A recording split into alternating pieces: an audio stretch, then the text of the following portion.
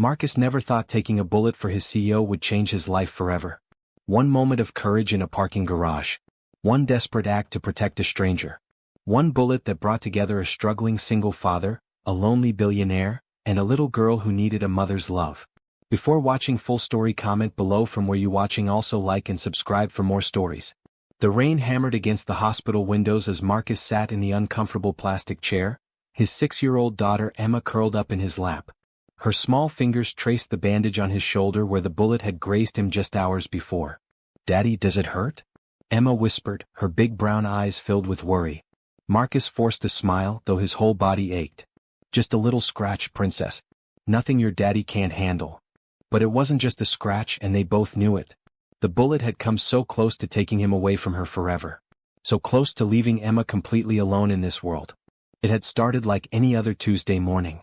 Marcus worked as a security guard at Sterling Industries, one of the biggest companies in the city. The pay wasn't great, but it was steady work and he could provide for Emma. That was all that mattered. He had been walking past the executive parking garage when he heard the commotion. 3 men in black masks had cornered Victoria Sterling, the company's CEO, as she got out of her car. Marcus didn't think twice. He charged forward, shouting for help while positioning himself between the attackers and Miss Sterling. "Get back!" one of the men yelled, pulling out a gun. Marcus raised his hands but didn't move. "Look, nobody needs to get hurt here. Just walk away." That's when the shot rang out. The bullet meant for Victoria Sterling tore through Marcus's shoulder instead. He stumbled but didn't fall, giving Victoria enough time to run toward the building where other security guards were rushing to help. The kidnappers fled when they heard the sirens approaching, but not before one of them snarled at Marcus, "You should have minded your own business." Now, sitting in the hospital with Emma, Marcus wondered if maybe they were right. What if he had died? What would happen to his little girl? "Mr. Jackson?" A soft voice interrupted his dark thoughts. Marcus looked up to see Victoria Sterling standing in the doorway. She looked different without her usual business suit. More human somehow. Her long auburn hair was pulled back in a simple ponytail, and she wore jeans and a sweater. But it was her eyes that surprised him most. They were red from crying. "Miss Sterling," Marcus started to stand, but she quickly motioned for him to stay seated. "Please don't get up. I'm the one who should be standing." She pulled up a chair next to them. "And call me Victoria." Emma peeked out from behind Marcus's good arm, studying the woman who had caused all this trouble for her daddy. "You must be Emma," Victoria said gently. "Your daddy is a hero, you know." Emma nodded seriously. "I know. He's always been my hero." Victoria's eyes filled with tears again. "I came to thank you, Mr. Jackson. And to apologize." "Apologize? For what?" "For putting you in danger. For almost taking you away from your daughter." Victoria looked at Emma, then back at Marcus. "I've been doing some research since this morning. I know about your wife passing away 3 years ago. I know you're raising Emma alone. I know you worked 2 jobs just to make ends meet." Marcus shifted uncomfortably. He didn't like people knowing his business. "We get by just fine." "I'm sure you do. But that's not the point." Victoria leaned forward. "The point is that you saved my life today and I almost cost Emma her father. I can never repay that debt. You don't owe me anything, Miss Sterling. I was just doing my job." "No," Victoria said firmly.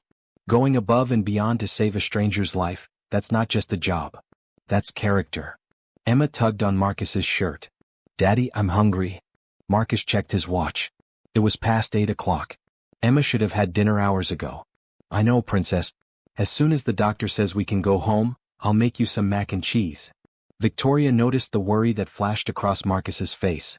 The same worry she had seen in her own father's eyes when her mother was sick and money was tight.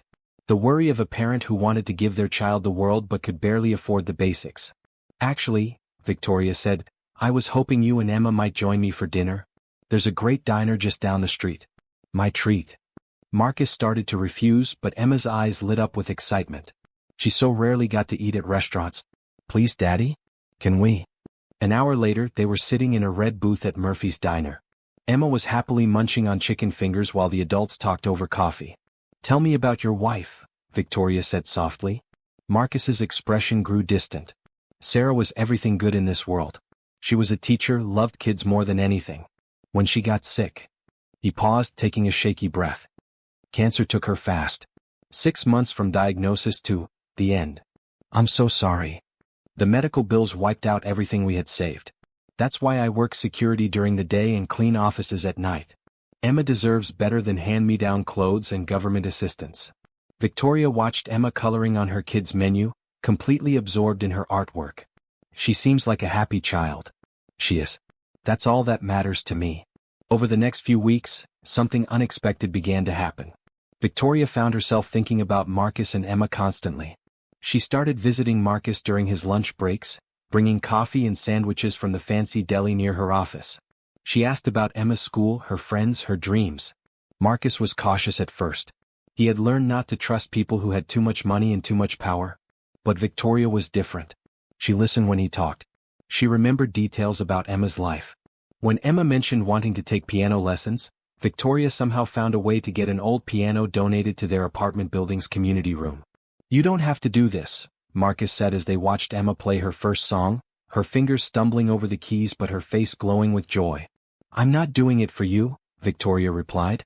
"I'm doing it for her. And maybe a little bit for me too." The truth was Victoria had been lonely for years.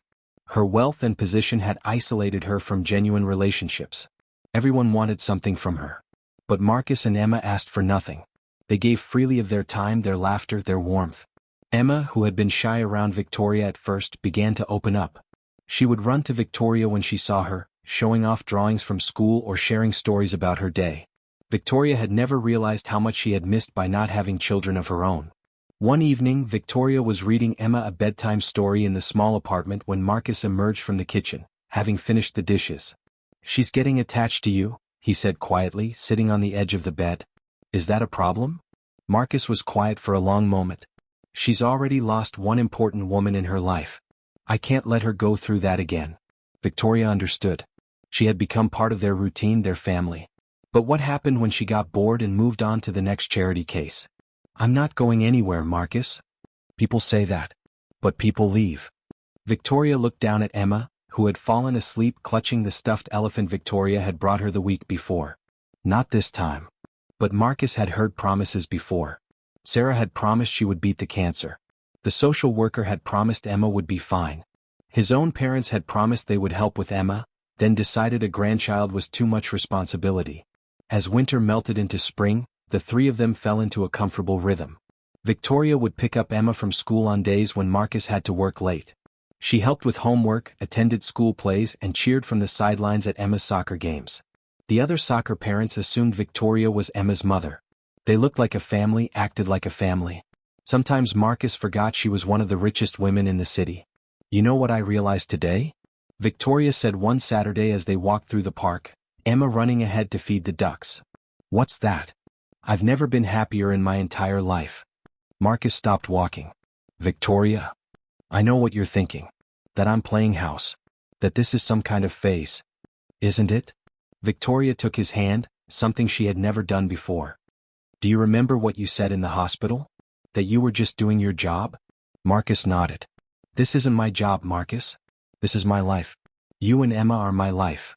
That night, after Emma was asleep, they sat on the small balcony of Marcus's apartment, sharing a beer and watching the city lights twinkle below. "I need to tell you something," Victoria said. "The kidnapping attempt? It wasn't random." Marcus set down his beer. "What do you mean?" "There have been threats. My company is involved in a big lawsuit. Some people think if I disappear, the case goes away." She turned to face him. "My security team thinks there will be more attempts." Marcus felt his blood run cold. "You think they might come after Emma to get to you?" "I don't know. But I can't live with that possibility." They sat in silence for a long time, both lost in their own thoughts. "Maybe we should step back," Marcus said finally. "Put some distance between us until this lawsuit is over." Victoria had been expecting this. It was the logical thing to do. The safe thing. But the thought of losing Marcus and Emma made her chest tight with panic. "Or," she said quietly, "we could make this official." Marcus looked at her in confusion. Victoria took a deep breath. "Marry me, Marcus." The words hung in the air between them. Marcus stared at her, certain he had heard wrong. "What?" "Marry me. If you're my husband and Emma is my stepdaughter, my security team can protect you both legally.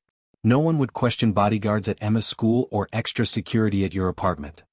"Victoria, you can't be serious." "I've never been more serious about anything in my life." She turned in her chair to face him fully. I love you, Marcus. I love Emma. I want to be part of your family, not just a visitor. Marcus ran his hands through his hair. This is crazy. People don't get married for protection.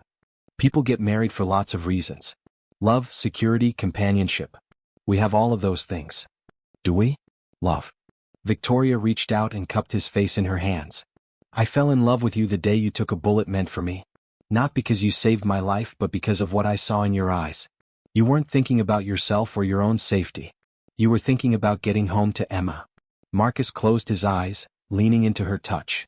I can't ask you to give up your life for us. You're not asking. I'm offering. My life before you and Emma was empty, Marcus. I had money and power, but I didn't have a reason to wake up in the morning. Now I do. Emma doesn't even know about the threats. She doesn't have to. As far as she's concerned, her daddy fell in love with a woman who loves them both very much. Marcus looked through the sliding glass door at Emma's bedroom, where a night light cast soft shadows on the wall. His little girl who had already lost so much. Could he risk her getting attached to Victoria only to lose her too? If we do this, he said slowly, it has to be real. Not just on paper.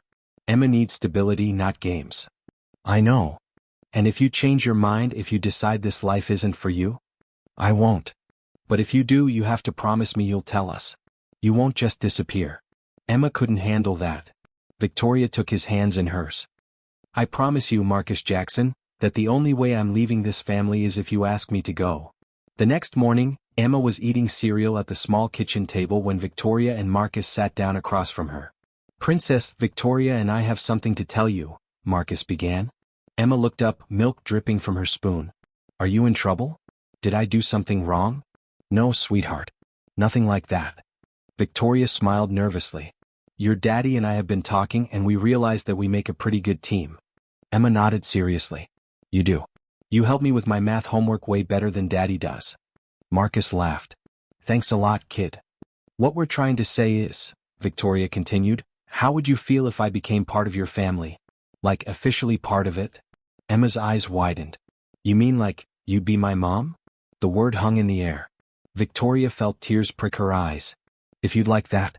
I know I could never replace your real mom, but... Emma launched herself into Victoria's arms, nearly knocking over her cereal bowl. Yes. Yes, I want you to be my mom. Marcus wiped his own eyes as he watched his two favorite people in the world hug each other tightly. Does this mean we get to live in your big house? Emma asked, pulling back to look at Victoria. Victoria glanced at Marcus. They hadn't discussed the practical details yet. Would you like that? Only if Daddy comes too. And can I have my own room? With a big bed. You can have whatever kind of room you want, sweetheart. The wedding was small and simple, held in the garden of Victoria's estate with just a few close friends and family members present. Emma served as the flower girl, wearing a white dress that made her look like a princess. As they exchanged vows, Marcus found himself meaning every word he spoke. This woman who had started as a stranger had become his partner, his best friend, his love. I promise to protect you and Emma with my life, Victoria said, her voice thick with emotion. I promise to be the mother Emma deserves and the partner you need. I promise to love you both for all of my days. Emma clapped and cheered when they kissed, declaring it the best day ever. Moving into Victoria's house was an adjustment for all of them. Emma was thrilled with her new room, complete with a canopy bed and a reading nook by the window. Marcus felt awkward at first, surrounded by luxury he had never imagined. This doesn't feel real, he said one night as they lay in bed together for the first time as husband and wife. What doesn't? Any of it. This house, this life. You. Victoria rolled over to face him. It's real, Marcus. We're real. Sometimes I worry I'll wake up and you'll be gone. That this was all some kind of dream. Victoria kissed him softly. Then I'll just have to keep proving to you that I'm here to stay. The threats against Victoria continued, but Marcus barely noticed the increased security. He was too busy adjusting to his new life as the husband of one of the most powerful women in the business world. Victoria insisted he quit his night job cleaning offices, but Marcus wanted to keep working security at Sterling Industries. I'm not going to be a kept man, he told her. You're going to be my partner, she corrected. In everything. She was true to her word. Victoria consulted Marcus on business decisions, valued his opinion on security matters, and made sure he felt like an equal partner in their marriage. Emma flourished in her new environment. Her grades improved, she made new friends, and she discovered a talent for piano that her old school had never nurtured. But more importantly, she had the security of two parents who loved her unconditionally. "Daddy," she said one night as Marcus tucked her into bed, "do you think Mama Sarah would be happy about Victoria?" Marcus smoothed her hair back from her face. "What do you think, Princess?" Emma considered this seriously. "I think she would be. Because Victoria makes you smile again. You didn't smile very much after Mama Sarah went to heaven." Marcus felt his throat tighten with emotion. "Your mama loved you more than anything in the world. And I think she would love Victoria for taking such good care of you. And for taking care of you too," Emma added. "Sometimes grown-ups need taking care of just like kids do." 6 months after the wedding, Victoria's lawsuit was finally settled. The threats stopped, but the security remained. It had become part of their normal routine. "We don't need all this anymore," Marcus said one morning, gesturing at the security cameras and the bodyguard stationed at Emma's school. "Maybe not for the lawsuit," Victoria agreed, "but I have you and Emma to protect now. That's worth any amount of security." Marcus understood. He felt the same fierce protectiveness toward his family. On Emma's 8th birthday, Victoria legally adopted her. Emma cried happy tears as she signed the papers that would officially make Victoria her mother. "Now we're really a family," Emma declared, hugging both her parents. "We were always a family, sweetheart," Victoria said. "Now we just have the paperwork to prove it." That night, Marcus found Victoria standing in Emma's doorway, watching their daughter sleep. "Penny, for your thoughts," he whispered. "I was just thinking about that day in the parking garage. If you hadn't been there." Marcus wrapped his arms around her from behind. "But I was there. And now we're here. Do you ever regret it? Taking that bullet?" Marcus turned her around to face him. "That bullet brought me the love of my life and gave Emma the mother she always needed. How could I regret that?" Victoria smiled through her tears. "I love you, Marcus Jackson." "I love you too, Victoria Jackson." As they stood there holding each other, both of them thought about the strange journey that had brought them together. A moment of violence that had led to a lifetime of love. A single act of courage that had changed 3 lives forever. Emma stirred in her sleep, mumbling something about piano lessons and soccer practice. Her parents smiled and quietly closed her door. In the morning, Emma would wake up in her princess room in their beautiful house, with 2 parents who adored her and a future full of possibilities. Marcus would go to work knowing his family was safe and loved. Victoria would run her company with the confidence that came from having a real home to return to each night. The bullet that had brought them together had healed, but the love it had created would last forever. 2 years later, Marcus stood in the same parking garage where it all began, this time as head of security for Sterling Industries. Victoria had promoted him after he completed his degree in security management, which she had insisted on paying for. Emma ran up to him, her school backpack bouncing as she moved. "Daddy, guess what I learned in piano today?" "What's that, Princess?" "I can play 'Happy Birthday' with both hands. Want to hear?" Marcus laughed and swung her up into his arms. "I'd love to hear it. Is Mom still in her meeting?" "Yep, but she said she'll be done soon and then we can go get ice cream." As if summoned by their conversation, Victoria appeared in the doorway leading to the executive offices. Her face lit up when she saw her husband and daughter. "How are my 2 favorite people in the world?" she asked, kissing Marcus and then Emma. "We're waiting for ice cream," Emma announced. "And I learned a new song." "I can't wait to hear it," Victoria said. "But first I have some news." Marcus raised an eyebrow. "Good news or bad news?" Victoria's smile grew wider. "The best news. Dr. Matthews called this afternoon." Marcus's breath caught in his throat. Victoria had been feeling sick for the past few weeks, and they had been worried it might be something serious. "And?" he prompted. Victoria looked at Emma, then back at Marcus. "It looks like Emma is going to be a big sister." Emma gasped.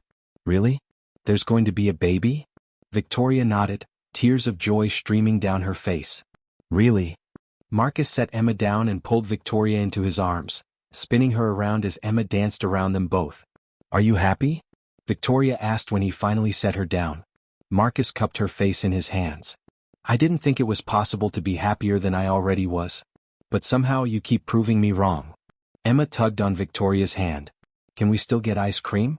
I want to celebrate." "Of course we can get ice cream," Victoria laughed. "We're celebrating." As they walked toward the car, Emma skipping ahead of them, Marcus thought about how much their lives had changed in just a few short years. From a single father struggling to make ends meet to a man with a loving wife, a happy daughter and another child on the way. What are you thinking about? Victoria asked, noticing his thoughtful expression. Marcus stopped walking and pulled her close. I'm thinking about that security guard who took a bullet for his CEO 3 years ago. What about him? He had no idea that bullet would lead to all of this. To you, to our family, to this baby. Marcus placed his hand gently on Victoria's still flat stomach. He thought he was just doing his job. Victoria smiled and covered his hand with hers. Sometimes the best things in life come from the moments when we're just trying to do the right thing. Emma ran back to them, impatient to get to the ice cream shop. Come on. I want to tell everyone about the baby.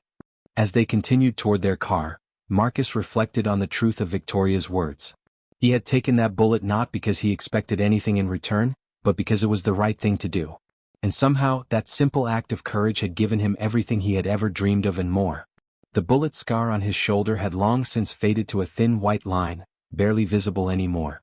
But the love that had grown from that moment of violence continued to deepen and strengthen every day. That night, after Emma had fallen asleep and they had called their friends and family to share the news about the baby, Marcus and Victoria sat on their back porch swing, watching the stars come out. Do you think we should tell the baby the story when they're older? Victoria asked, her head resting on Marcus's shoulder. About how Daddy took a bullet for Mommy? About how love can come from the most unexpected places. How sometimes what looks like the worst day of your life turns out to be the best thing that ever happened to you. Marcus kissed the top of her head. I think that's a story worth telling. Victoria smiled and closed her eyes, listening to the steady beat of her husband's heart. The same heart that had been brave enough to step between her and danger all those years ago. The same heart that now belonged completely to her and their children. In the distance, they could hear the sound of the city continuing its endless rhythm. But here on their porch, surrounded by the love they had built together, the world felt perfectly peaceful. Marcus tightened his arms around his wife and smiled up at the stars. Tomorrow would bring new challenges, new adventures, and new opportunities to prove their love for each other and their growing family. But tonight they were exactly where they were meant to be. The bullet that had changed everything had healed long ago. But the love story it had started would continue for the rest of their lives, growing stronger with each passing day, each shared laugh, each whispered, I love you in the darkness. And Emma, sleeping peacefully in her room upstairs, would always know that she was surrounded by a love that had been born from courage, nurtured by kindness, and sealed by a promise to never let each other go. Sometimes the best fairy tales began with the most unexpected moments. And sometimes taking a bullet for a stranger could lead to taking a vow to love them forever. This was their story. This was their happy ending. And it was only the beginning.